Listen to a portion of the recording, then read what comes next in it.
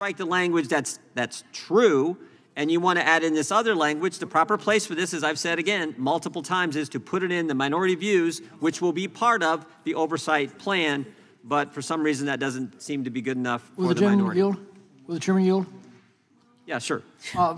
Just to pursue this point for a moment, this claim that this was fact-checking, wasn't this a suppression of New York Post reporting on the genuineness of the Hunter Biden laptop, which included the most incriminating evidence against a president involving family influence peddling that I think has ever been produced, and it turned out to be true. So what they were actually doing was suppressing facts, not checking them. Suppressing facts and doing violation to the First Amendment and free speech rights of Americans. Who seeks recognition? Gentlelady, Ms. Crockett is recognized. Thank you so much, Mr. Chair. It's so interesting to me that we all swear an oath to the Constitution, and we say that we take that oath seriously. But when it comes into actually doing something that looks like preserving that oath or looks like preserving the Constitution, we get a little wobbly, and I'm not really understanding what's going on. Freedom of press doesn't look like kicking out the Washington Post, or actually the Huffington Post has been kicked out. We know that the Associated Press has been kicked out, and now the Washington Post is not going to allow for op-eds in any way if for some reason they criticize the sitting president of the United States. What this is starting to feel like is a smaller version of Russia. And I am trying to tell you that we are nothing like Russia. We are not supposed to be like Russia, but that is what we've got going on. And I'm sorry, I know that some of my colleagues still struggle with answering the question of who won the election in 2020. And you may have felt a way when you had social media checking people and saying, no, Trump did not win the election in 2020. That is absolutely factual. And unfortunately, because some people got all riled up because they believed the lies, they ended up getting locked up because they decided that they were going to believe the lies. They ended up at the Capitol on January 6th, and they were trying to tear this thing apart because they felt like their country was falling apart in front of their eyes because for whatever reason, there were people in power that were peddling a lie about the election. We also know, and some of y'all may still say that COVID was a hoax. COVID wasn't a hoax.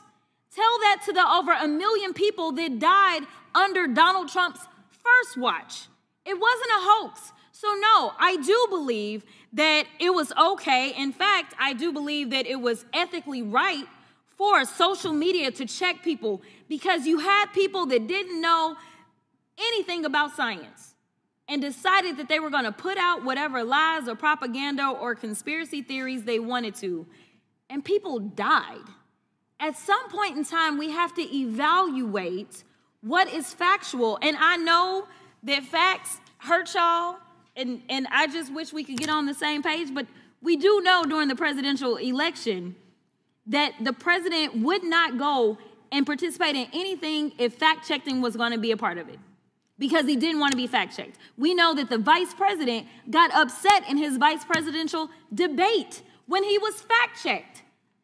It used to be a time in this country that we as members of Congress or elected officials thought that it was okay to just tell the truth.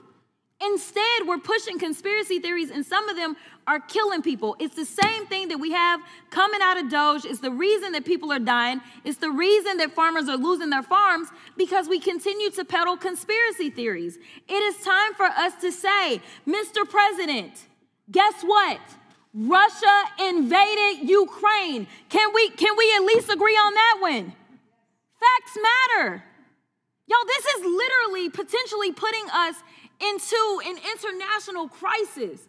We may be heading towards the next world war because we have a president that wants to pal around with Putin and wants to do everything to make him feel good, including lying about who invaded who.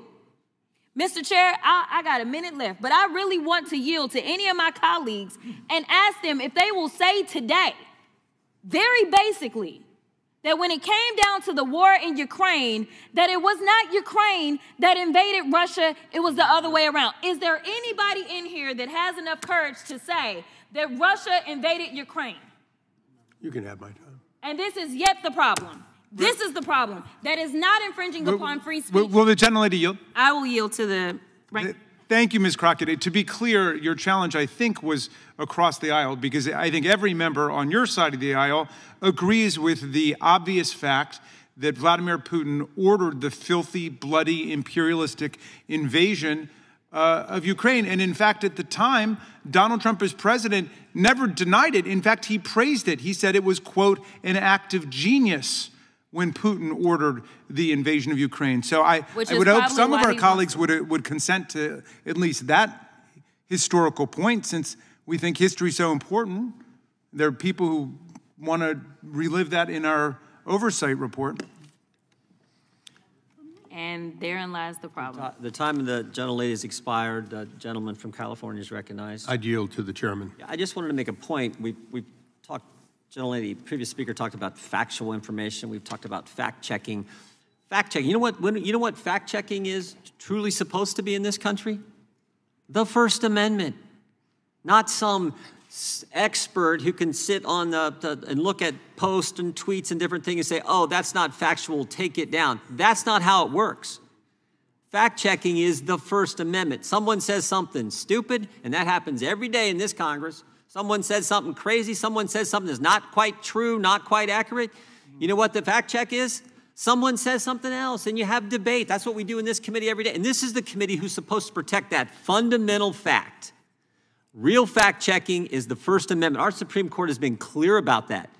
You don't like certain speech, the best speech for wrong speech is more speech. The best speech for false speech is true speech. That's how it works. You have a debate, and you trust we, the people, to figure it out, not some expert who's going to fact-check every tweet, every post, and we saw this in the Biden administration. We're seeing it in Europe now. We're seeing it in Brazil. That was the first bill we dealt with from the gentleman from California, his good legislation that we all agreed on. We're going to work on and put a good bill on the floor. So that's the key. That's what and we know it happened because, again, we had the guy who runs one of the biggest companies in the world, most successful tech companies in the world, tell us it happened.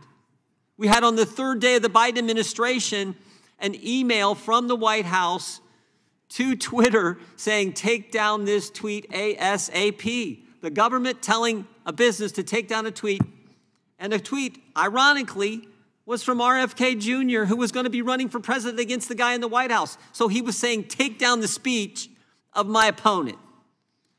That's not how it's supposed to work in this country. That's what we're concerned about. That's why it's in our oversight plan. And if you want additional things to look at, again, put them in your viewpoints. We're happy to accept them. We'll take everything Mr. Raskin has said today, everything the gentlelady from Texas has said today. We'll take everything the Democrats said. You want to put all that in your plan? Put it in your plan. That's fine. That's how it works. But no, that's not good enough. That's not good enough. I yield back to the gentleman from California.